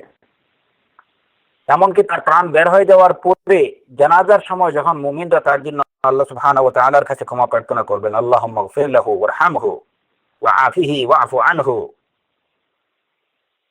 মুমিনদের এই আন্তরিক দুআর দ্বারা আল্লাহ সুবহানাহু ওয়া তাআলা তাকে ক্ষমা করে দিতে পারেন, সে ক্ষমা পেয়ে যেতে পারে। এতে করে যদিও রূহ বের হওয়ার সময় তার কষ্ট হয়েছে, কিন্তু কবরে যাওয়ার পরে সে শান্তি লাভ করে যেতে পারে, কারণ তার পাপগুলো আল্লাহ সুবহানাহু ওয়া তাআলা যদি তার রহমতে মুমিনদের দোয়ার কারণে, ইস্তিগফারের কারণে কিংবা তার নেক সন্তানদের দোয়ার কারণে যদি তাকে ক্ষমা করে নেন, তাহলে সে ক্ষমা পেয়ে যেতে পারে, কবরে তার শান্তি সে লাভ করতে পারে। এই কথাগুলো বলার কারণ হলো যে একজন মানুষের, একজন মুমিন, সে যদি পাপী হয়, অপরাধী হয়, গুনাহগার হয়, তার রূহ বের হওয়ার সময় পর্যন্ত সে যে তওবা করেনি, সে আল্লাহর ক্ষমা লাভ করতে পারেনি, ওই সময় তার কষ্ট হতে পারে। কিন্তু খবরে যে এর অর্থ এটুকু না যে যেহেতু রূহ বের হওয়ার সময় তার সে কষ্ট পাইছে কিংবা ওই সময় তাকে ক্ষমা করা হয়নি, কবরে যাওয়ার পরে তাকে আর ক্ষমা করা হবে না, এটা বলা যাবে না। কারণ এই জানাজার সময় যারা তার জন্য আল্লাহ সুবহানাহু ওয়া তাআলার কাছে ইস্তেগফার করবেন, তাদের ইস্তেগফারের বদৌলতে আল্লাহ সুবহানাহু ওয়া তাআলা তাকে ক্ষমা করে দিতে পারেন, সে কবরে শান্তি পেয়ে যেতে পারে।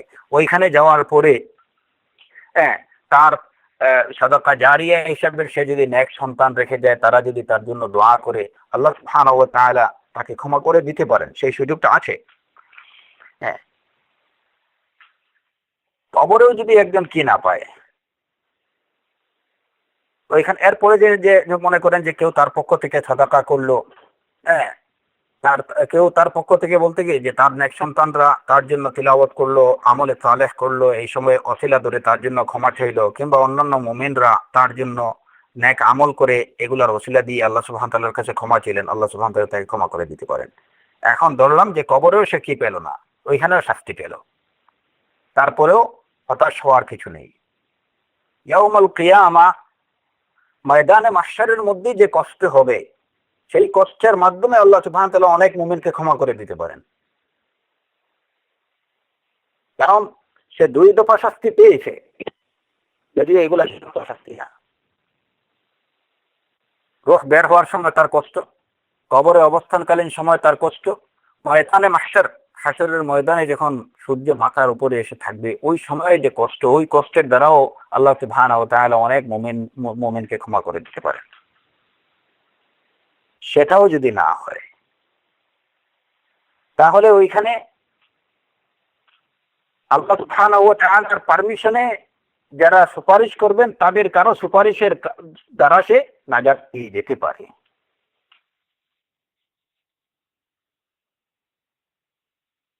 এতেও যদি এই সুপারিশ দ্বারাও যদি কাজ না হয়, সে সুপারিশ আল্লাহ সুবহানাহু ওয়া তাআলা যাদের জন্য সুপারিশ করার অনুমতি দেবেন, তারা যাদের জন্য সুপারিশ করবেন, সে যদি তাদের অন্তর্ভুক্ত না হয়, তাহলে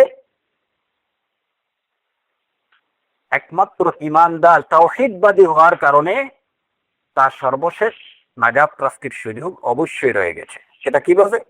কিছু সামটাইম, কিছু সময়ের জন্য, একটা নির্দিষ্ট সময়ের জন্য সে জাহান্নামে নিপতিত হবে, এবং সেই জাহান্নামে তাকে পুড়িয়ে, তাকে শাস্তি দিয়ে আল্লাহ সুবহানাহু ওয়া তাআলা তার পাপগুলো ক্ষমা করে দেবেন, এবং তাকে এরপরে পরিশেষে তাকে তাইয়্যিব হিসাবে, পবিত্র হিসাবে জান্নাতে নিয়ে আসবেন। এই হচ্ছে মুজনিব, মুমিন মুজনিবের অবস্থা। এই যে প্রথম ধাপে আল্লাহ সুবহানাহু ওয়া তাআলা আমাদের প্রত্যেককেই তৌফিক দিন, আমাদেরকে সেভাবে নিজেদেরকে তৈরি করার সুযোগ, তৌফিক দিন, যেন আমরা প্রথম সুযোগেই যেন আল্লাহ ক্ষমা লাভ করতে পারি। নতুবা এই যে রূহ বের হওয়ার সময়ের যে কষ্ট, সুবহানাল্লাহ, নাসআলুল্লাহ আল আফিয়া, আল্লাহ সুবহানাহু ওয়া তাআলা আমাদের প্রত্যেককে মুমিন মুখলিসদের অন্তর্ভুক্ত হওয়ার, তাইয়্যিবদের অন্তর্ভুক্ত হওয়ার তৌফিক দিন। আমরা যেন মৃত্যুর সময় মালায়েকাদের মুখে সেই কথা শুনতে পারি, সালামুন আলাইকুম, সালামুন আলাইকুম উদখুলুল জান্নাতা বিমা কুনতুম তা'মালুন। আমরা যেন মৃত্যুর সময় এই কথা শুনতে পারি।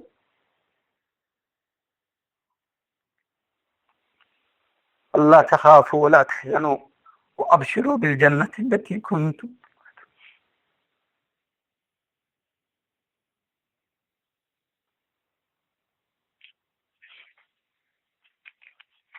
নাম, বারাকাল্লাহু ফীকুম। তো এই হচ্ছে ইমাম ইবনুল কাইয়্যিম রাহিমাহুল্লাহ মুমিন মুজনিবদের সম্পর্কে এই যে কথাগুলো বলছেন, তার জিসটা হচ্ছে এইটুকু।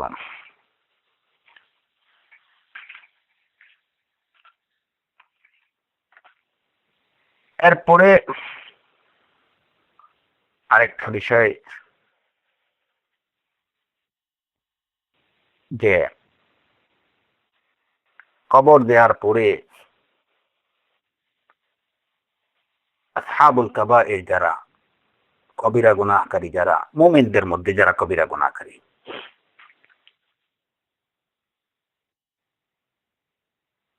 তারা কি মুনকার এবং নাকিরের সওয়ালের জবাব, প্রশ্নের উত্তর দিতে পারবেন?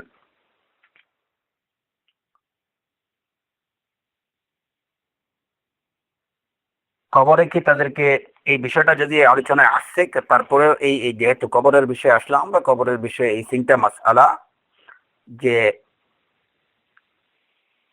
মোমেন মুখলিসরা অবশ্যই সেখানে তাদের এই যে সালাসাতুল উসুল সম্পর্কে যখন তাদেরকে প্রশ্ন করা হবে, অবশ্যই তারা সাবলীলভাবে সেগুলোর উত্তর দেবেন। মুনাফিক, কাফের মুনাফিক যারা আছে, তারা এগুলোর উত্তর দিতে পারবে না, তাদের জন্য শাস্তি অবধারিত। আহলুল কাবায়ের বা এই যে গুনাহগার মুমিন যারা, তাদের অবস্থা কি হবে? তারা কি মুনকার নাকিরের প্রশ্নের উত্তর দিতে পারবেন কি? কবরে কি তাদেরকে শাস্তি দেয়া হবে? এবং যেভাবে মুমিনদের, খালিস মুমিনদেরকে বলা হবে কবরে তাদের এই যে আহ, ঠিকানা জান্নাতকে দেখিয়ে দেয়া হবে, তাদের কবরে জান্নাতের সুবাতাস বইবে, এমনি ভাবে গুনাহগার মুমিনদের কবরেও কি জান্নাতের সুবাতাস বসবে, বইবে, কিংবা তারাও কি তাদের কবরে থেকে তাদের ঠিকানা দেখতে পাবেন? না, দেখতে পারবেন না। তো এ বিষয়ে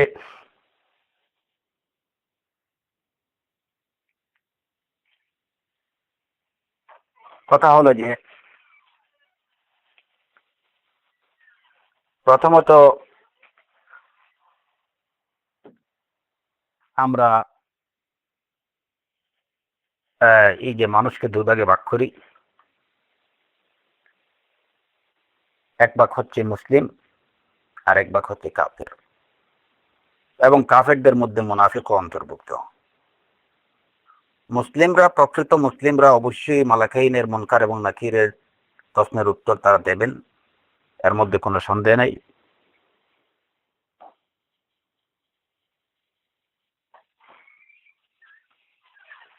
কাফেররা জবাব দিতে পারবে না, এ বিষয়ে কোনো সন্দেহ নেই। ফাসিক ফাজেররা, মোমেনদের মধ্যে ফাসিক ফাজেররা জবাব দিতে পারবে কিনা, এ বিষয়ে কথা হলো যে, উলামায়ে কেরামরা এ বিষয়ে বলছেন যে ফাসিকরা ও মুনকার এবং নাকিরের সওয়ালের জবাব তারা দিতে পারবে, কারণ তারা মুওয়াহিদ। সর্বোপরি তারা আল্লাহর একত্বে বিশ্বাসী, রাসূলুল্লাহ সাল্লাল্লাহু আলাইহি ওয়াসাল্লামের রিসালাতে বিশ্বাসী।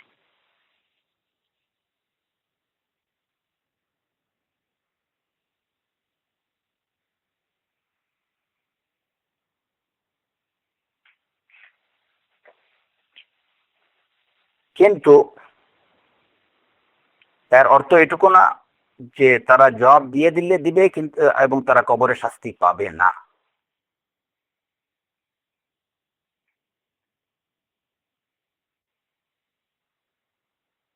আহলুল কাবায়ের যারা, কবরে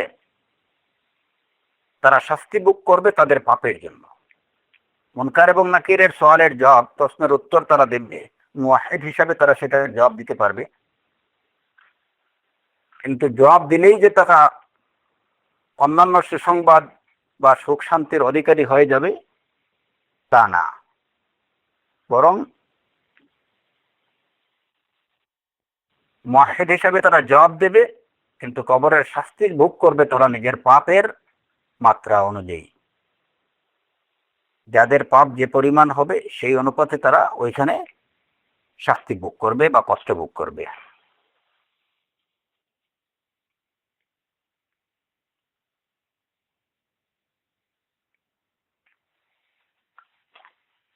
এটাই হচ্ছে উলামায়ে কেরামদের এই বিষয়ে, আহ উলামায়ে কেরামদের অভিমত। তৃতীয় বিষয় হলো যে, নাম,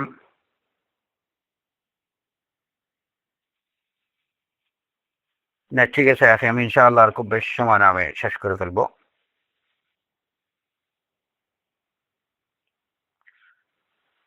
না, বারাকাল্লাহু ফিক আখি, বারাকাল্লাহু ফিক। ইনশাআল্লাহ আমি খুব সময়ের মধ্যে ইনশাআল্লাহ শেষ করব। হুম। তো তাকে তার শাস্তির জন্য আহলুল কাবায়ের যারা, ফাসিক ফাজিররা যারা মুমিনদের মধ্যে, তারা নিজেদের শাস্তির জন্য, পাপের জন্য শাস্তি ভোগ করবে কবরে। তৃতীয় যে বিষয়টা, যে ফাসিক ফাজিররা, মুমিনদের মধ্যে ফাসিক ফাজির যারা, তারা কবরে থেকে তাদের যে শেষ ঠিকানা, যেটা শেষ গন্তব্য যেটা, সেটাকে দেখতে পাবে কিনা। এভাবে খালিদ মুমিনরা কবরে থেকে তাদেরকে তাদের শেষ গন্তব্য দেখিয়ে দেয়া হবে, যে জান্নাতকে তাদের দেখিয়ে দেয়া হবে। এমনি ভাবে কাফের মুনাফিকদেরকে তাদের ঠিকানা, চূড়ান্ত ঠিকানা যেভাবে কবরে দেখিয়ে দেয়া হবে, যে জাহান্নামই হচ্ছে তাদের চূড়ান্ত ঠিকানা, এমনি ভাবে ফাসিক ফাজিরদেরকে তাদের ঠিকানা কি দেখিয়ে দেয়া হবে কিনা। এ বিষয়ে উলামায়ে কেরামদের বক্তব্য হলো যে ফাসিক ফাজিরদেরকেও তাদের, এই যে হাদিসে যেটুকু হাদিসের বর্ণনা অনুযায়ী, তাদেরকেও তাদের ঠিকানা মাকাদাহু মিনাল জান্নাহ দেখিয়ে দেয়া হবে। তবে এটা সাধারণ হবে না,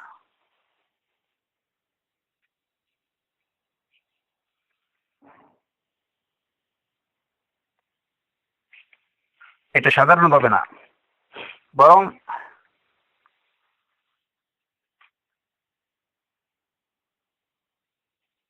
তাদেরকে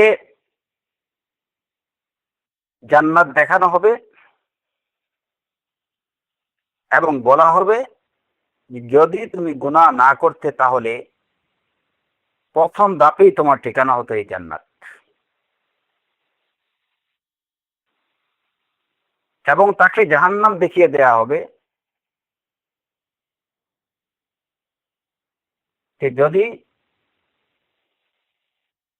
তুমি গুনাহ না করতে, তাহলে তোমার গুনাহের কারণে এই হচ্ছে তোমার আপাতত ঠিকানা। তো তাকে জান্নাত এবং জাহান্নাম দুইটাই দেখাই দেয়া হবে। ঠিক এমনি ভাবে মুমিন মুখলিস যারা, তাদেরকেও জাহান্নাম দেখানো হবে এই মর্মে, যে যদি তুমি আল্লাহর আনুগত্য না করতে তাহলে এটাই হতো তোমার ঠিকানা, কিন্তু তুমি আল্লাহর আনুগত্য করেছো বলে এই হচ্ছে জান্নাত, এটাই হচ্ছে তোমার মাকআদ। তো ফাসিক ফাজিরদেরকেও তাদের মাকআদ বা তাদের ঠিকানাটা দেখিয়ে দেয়া হবে, এবং সাথে সাথে এইটুকু বলে দেয়া হবে যে এই জান্নাতটা প্রথমেই তোমার ঠিকানা হতো যদি তুমি আল্লাহর নাফরমানি না করতে, আর এই জাহান্নাম হচ্ছে তোমার গুনাহের কারণে তোমার আপাতত ঠিকানা। এটি এই যে হাদিস দ্বারা এই বিষয়টাই প্রমাণিত। ইবনে ওমর রাদিয়াল্লাহু আনহু থেকে বর্ণিত হাদিস, রাসূলুল্লাহ সাল্লাল্লাহু আলাইহি ওয়াসাল্লাম বলেছেন, ইযা মাতা আহাদুকুম উরিজা আলাইহি মাকআদাহু বিল গাদাতি ওয়াল আশি, ইন কানা মিন আহলিল জান্নাহ ফামিন আহলিল জান্নাহ ওয়া ইন কানা মিন আহলিন নার ফামিন আহলিন নার, ফায়ুকালু হাযা মাকআদুক হাত্তা ইয়াবআসাকা আল্লাহু আযজা ওয়া জাল্লা ইয়াউমাল কিয়ামাহ। সহিহ বুখারী এবং সহিহ মুসলিমের হাদিস। যে যখন তোমাদের কেউ মৃত্যুবরণ করে, তখন সকাল এবং সন্ধ্যায় তার তার ঠিকানাগুলো, তার চূড়ান্ত ঠিকানাটা তার সামনে উপস্থাপন পেশ করা হয়। হ্যাঁ, সে যদি জান্নাতি হয়ে থাকে তাহলে জান্নাত তার সামনে জান্নাত উপস্থাপন পেশ করা হয়। ওয়াইন কানা মিন আহলিন নার, সে যদি আহলুন নার হয়ে থাকে তাহলে তো তার গন্তব্য সে আহলুন নারই হবে। তাকে তার ঠিকানা দেখিয়ে দেওয়া হবে এবং তাকে বলা হবে, হাযা মাকআদুক, এই হচ্ছে তোমার ঠিকানা, হাত্তা ইয়াবআসাকা আল্লাহু আযজা ওয়া জাল্লা ইয়াউমাল কিয়ামা। হ্যাঁ, যখন আল্লাহ সুবহানাহু ওয়া তাআলা তোমাকে ইয়াউমাল কিয়ামা যখন উঠাবেন, তখন এটি হচ্ছে তোমার ঠিকানা। তো আল্লামা মুহাম্মদ আব্দুস সালাম মুবারকফুরি রাহিমাহুল্লাহ, তিনি বলেছেন, আবুল হাসান মুবারকফুরি রাহিমাহুল্লাহ বলছেন যে মুমিন মুখলিসের সামনেও তার এই যে জান্নাত এবং জাহান্নাম দুইটাকে উপস্থাপন করা হবে, কাফিরের সামনেও জান্নাত এবং জাহান্নাম দুইটাকে উপস্থাপন করা হবে।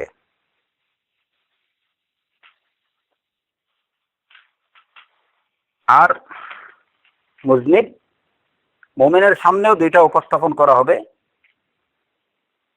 তাকে জাহান্নাম তার আপাতত সাময়িক ঠিকানা হিসাবে সে এর শাস্তি ভোগ করতেছে, এবং তাকে, এবং যেহেতু তার চূড়ান্ত গন্তব্য হচ্ছে যে একজন মুমিন, সে মুমিন মুয়াহিদ হিসাবে তার শেষ গন্তব্য হচ্ছে জান্নাত। তাকে বলা হবে হাদা মাকআদুক ওয়া সাতাসিরু ইলাইহি বা'দা মুজাযাতিকা বিল উকুবাতি আলা মা তাস্তাহিক। তুমি তোমার শাস্তি ভোগের পরে তোমার এই ঠিকানাটা তুমি পেয়ে যাবে। তো এটা হচ্ছে একটা বক্তব্য।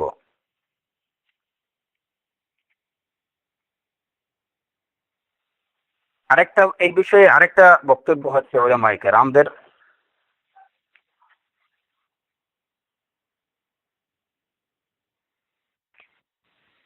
যে খবরে মুমিন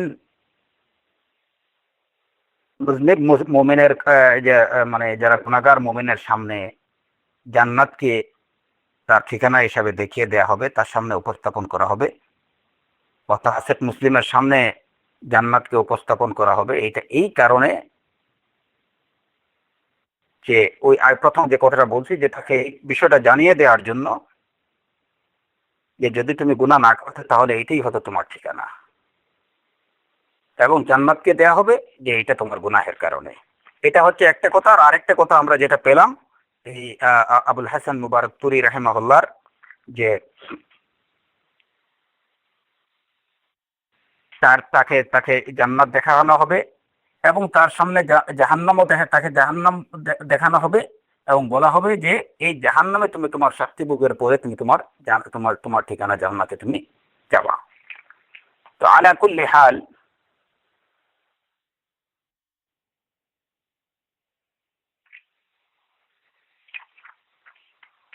মুমিন ফাসিক ফাজির মুমিনের সর্বশেষ গন্তব্য হচ্ছে জান্নাত। এবং এটা কিসের কারণে? তাওহীদের কারণে। যে তার মধ্যে তাওহীদ আছে, সে আল্লাহর একত্বে বিশ্বাসী, সে রাসূল সাল্লাল্লাহু আলাইহি সাল্লামের রিসালাতে বিশ্বাসী, সে আল্লাহর সাথে শিরক করে, যে কারণে তার অপরাধ যত মারাত্মকই হোক না কেন একটা পর্যায়ে সে আল্লাহ সুবহানাহু ওয়া তাআলার পক্ষ থেকে ক্ষমা পেয়ে যাবে এবং জান্নাতের অধিবাসী হবে। আল্লাহ সুবহানাহু ওয়া তাআলা তাকে ক্ষমা করে দেবেন, সে তাইয়্যিবিনদের অন্তর্ভুক্ত হবে।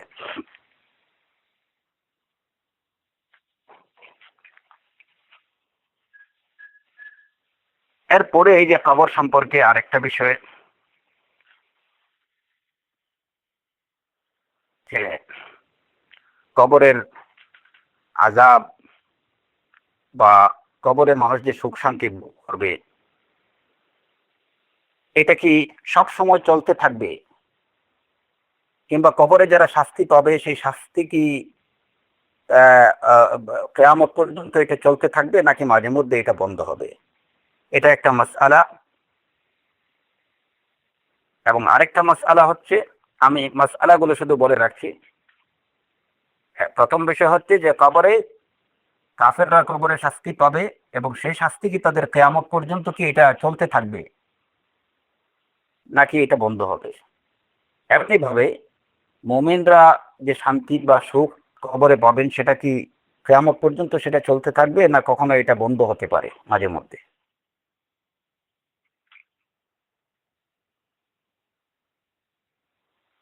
আরেকটা মাসআলা হচ্ছে যে হাদিস দ্বারা প্রমাণিত যে কবর মানুষকে, যখন কোনো মাইয়িতকে কবরে দাফন করা হয়, দাফনের পরে কবর তাকে চাপ দেয়। সেই কবরের চাপ বা বাম্মাতুল কবর বলতে কি বোঝায়?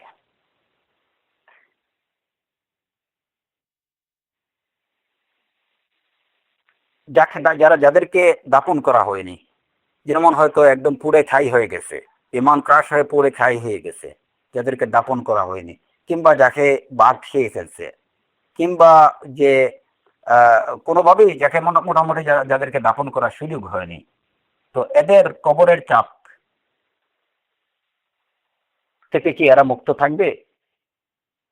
আরেকটা মাসআলা হলো যে মালাকুল মউত। আমরা জানি যে কোরআনে কারীমে আল্লাহ আযজা ওয়া জাল্লা বলছেন, কুল্লু মান আলাইহা ফান ওয়া ইয়াবকা ওয়াজহু রাব্বিক যুল জালালি ওয়াল ইকরাম। সব কিছুই ধ্বংস হয়ে যাবে,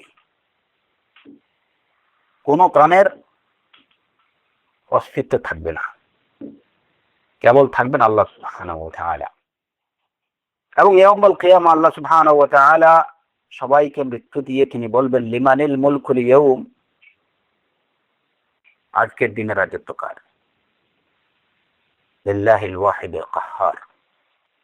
আমরা ইতিমধ্যে এই বিষয়টা আলোচনা করছি যে মৃত্যুরও মৃত্যু হয়ে যাবে, মৃত্যুরও মৃত্যু হয়ে যাবে, মানে খুলুদুল্লাহ মাউত।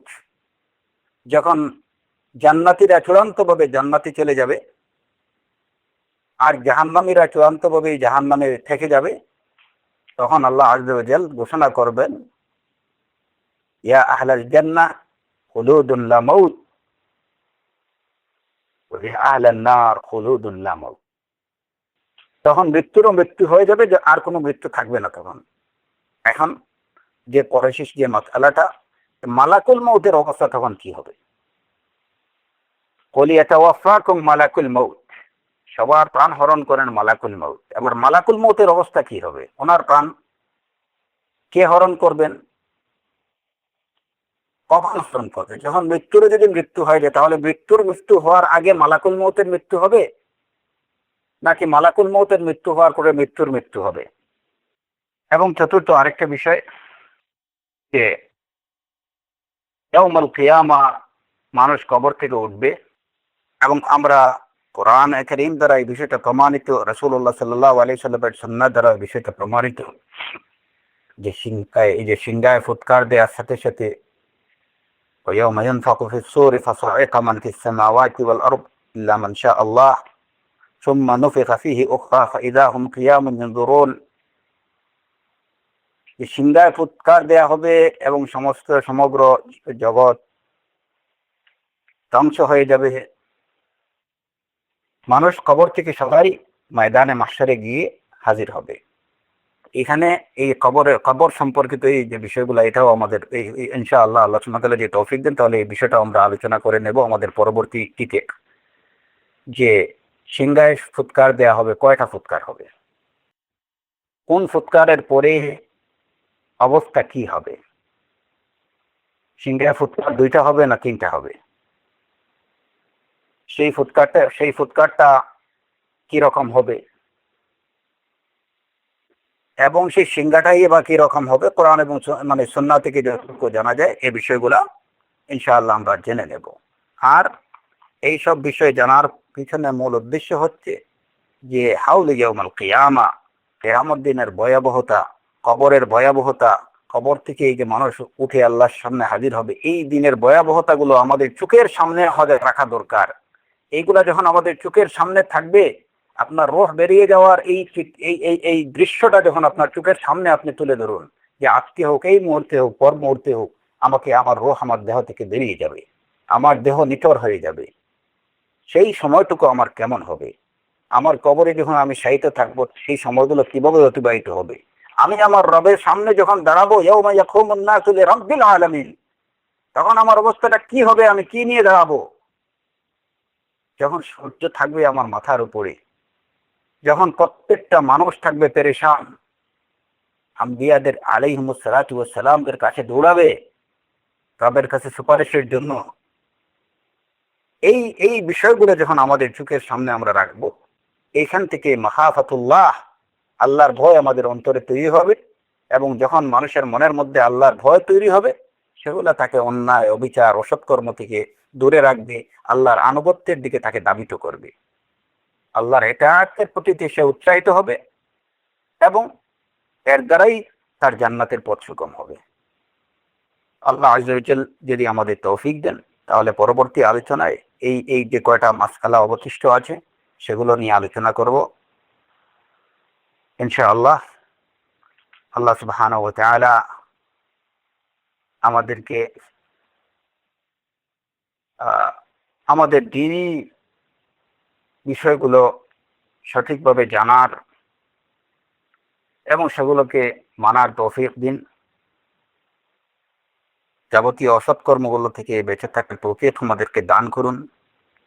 এবং সর্বোপরি আমরা আল্লাহ সুবহানাহু ওয়া তাআলার কাছে হুসনুল খাতিমা কামনা করছি, যেন আমাদের দুনিয়া থেকে বিদায়ের সময়টা যেন হয় ইসলামের উপরে, ইমানের উপরে, আল্লাহ সুবহানাহু ওয়া তাআলার সন্তুষ্টির উপরে।